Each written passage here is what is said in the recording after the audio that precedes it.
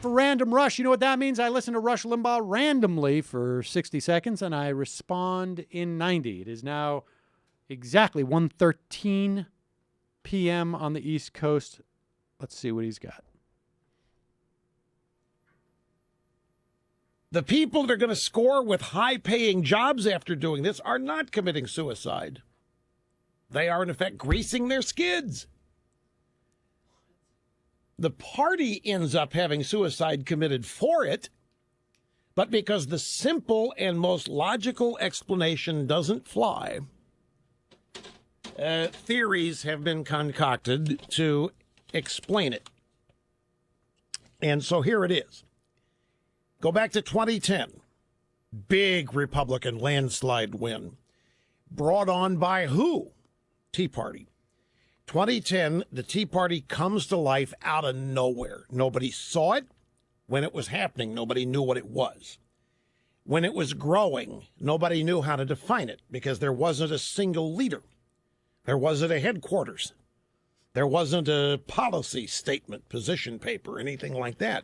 It was just mom and pop showing up at town halls, and they were upset about Obama. They were upset about all of the spending, stimulus bill and everything. They were upset about the rising level of debt and what that meant for them and their kids and grandkids. They saw an unresponsive political class in Washington. They didn't see an opposition party in the Republican Party. They didn't see anybody trying to stop Obama. They saw a party paralyzed by media criticism. They saw a party paralyzed by the president's race. So they, for the first time in their lives, got involved in organizational politics. And as a result, the Republicans picked up 50-some-odd seats when they weren't even trying to. And a lot of those new seats were held by people from this new so-called Tea Party. And they were real conservative Republicans. And the Republican leadership, the Republican establishment, was not happy, it turns out.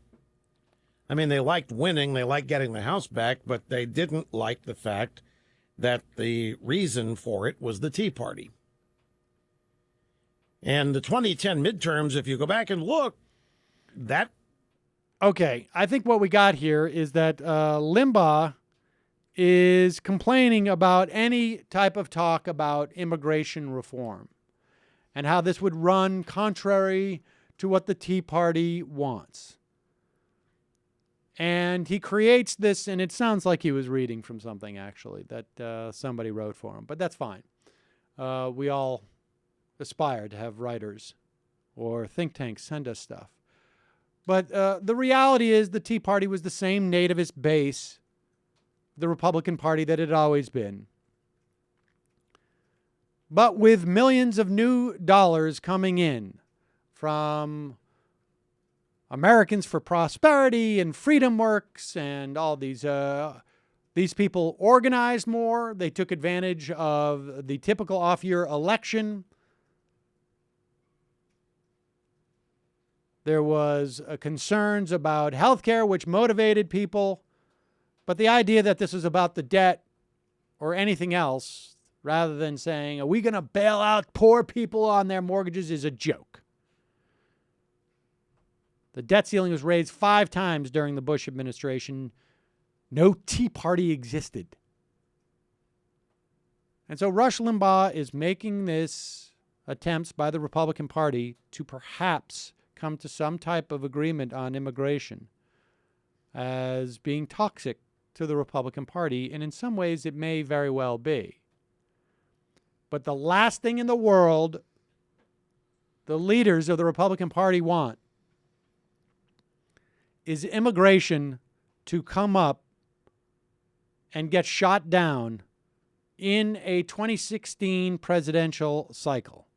Or frankly, they don't want to face it too much in 2014, but they're really worried about 2016 because that's when they'll get really rolled if immigration has been shot down by the Republicans. So Rush Limbaugh is just carrying water again for the nativists and the bigots in the Republican Party because that's how he became Rush Limbaugh. He went long, I went long.